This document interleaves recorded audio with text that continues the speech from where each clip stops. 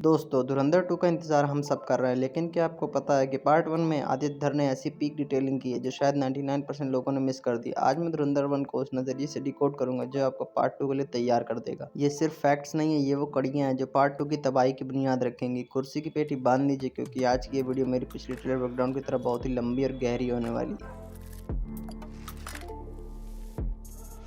शुरुआत करते हैं एक बहुत ही बारीक विजुअल से। फिल्म में जब एसपी असलम का फ़ोन स्क्रीन पर आता है तो एक सेकंड के लिए जमील जमाली का नाम दिखता है। पुलिस ने उसका नंबर सूर जमील के नाम से सेव किया है। यह छोटा सा डिटेल जमील की पूरी शख्सियत बयान कर देता है। पुलिस उसे एक गंदा मोहरा समझती है। अब सोचिए, जो आदमी पुलिस की नज़रों में सूअर है वो पार्ट 2 में हमजा के पीछे खड़ा होकर क्या खिचड़ी पका रहा होगा। क्या हमजा भी वैसे ही उसे इस्तेमाल करके फेंक देगा? अब देखिए आदित्य धर की असली कारीगरी। फिल्म में हमजा और रहमान की पहली मुलाकात अस्पताल में हुई थी और आपको याद है उनकी आखिरी मुलाकात भी उसी अस्पताल में हुई। ये कोई इत्तेफाक नहीं, ये पीक डिटेलिंग है। कहानी जहाँ से शुरू हुई वहीं खत्म हुई। हालांकि फिल्म की मेन स्टोरी में इसका कोई सीधा कनेक्शन नहीं बताया गया है, लेकिन ये विजुअली एक पोइट्री है। एक ही जगह पर पहली बार मिलना और आखिरी बार विदा लेना, ये दिखाता है कि हमजा और रहमान की नियति एक दूसरे से कितनी मजबूती से बंधी थी। आदित्य धर ने बिना बोले समझा दिया कि एक चक्र पूरा हो चुका है। मिड क्रेडिट सीन को फिर से देखिए। वहाँ जो कुर्सी है जिसे पूरी फिल्म में रहमान डकैत का तख्त कहा गया है वो खाली नहीं है, वहाँ हमजा बैठा हुआ है। जी हाँ, हमजा ने उस तख्त पर कब्जा कर लिया है। लेकिन यहाँ सबसे बड़ा सवाल ये है कि रहमान की मौत के बाद उज़ैर और बाकी दुश्मनों को रहते हुए हमजा वहाँ तक पहुँचा कैसे? उसने लियारी के उस तख्त को हासिल करने के लिए कौन कौन सी चालें चली? लेकिन यहाँ सबसे बड़ा सवाल ये है कि रहमान की मौत के बाद उज़ैर और बाकी दुश्मनों को रहते हुए हमजा वहाँ तक पहुँचा कैसे? उसने लियारी के उस तख्त को हासिल करने के लिए कौन कौन सी चालें चली? दोस्तों, यही वो सबसे बड़ा राज है जिसे हम धुरंधर 2 में ढूँढने वाले हैं। हमज़ा का उस कुर्सी पर बैठना सिर्फ़ एक शॉट नहीं, एक ऐलान है। शादी वाले सीन में आलम हमज़ा को एक जूस मिक्सर गिफ्ट करता है। बहुत लोगों को ये अजीब लगा, लेकिन लॉजिक देखिए, आलम खुद एक जूस वेंडर है। वो अपनी औकात और अपने काम के हिसाब से ही कीमती चीज़ अपने दोस्त को देता है। ये आदित्य दर की फ़िल्मों की ख़ासियत है कि वो किरदारों को बहुत रियल रखते हैं। आलम जैसा छोटा आदमी अपनी मेहनत की कमाई से जो दे सकता था उसने वही दिया। फिल्म का गाना ना दे दिल परदेसी नू आपको याद होगा। ये गाना मशहूर गेम फार क्राई में भी सुना गया।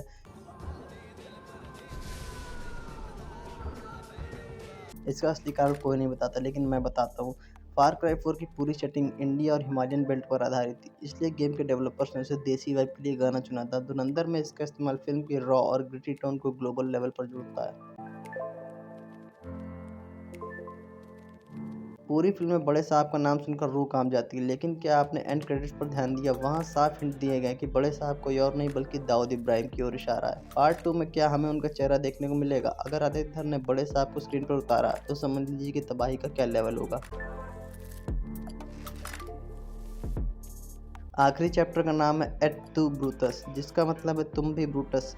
ये जूलियस सीजर का वो आखिरी डायलॉग था जब उसके करीबी दोस्त ने उसे धोखा दिया। पहले पार्ट में विश्वासघात हो चुका है, हमजा ने रहमान को धोखा दिया और उसका अंत किया, लेकिन ये सिर्फ एक धोखा नहीं था, ये उस चैप्टर की शुरुआत थी जहाँ हमजा अब खुद सीजर बनने की राह पर निकल पड़ा है। पार्ट 2 में क्या उज़ैर भी हमजा के साथ यही करेगा? गद्दारी का यह सिलसिला अभी खत्म नहीं हुआ है। इस सीन को 0.25x पर देखिए, जब मेजर इकबाल जासूस को टॉर्चर कर रहा है।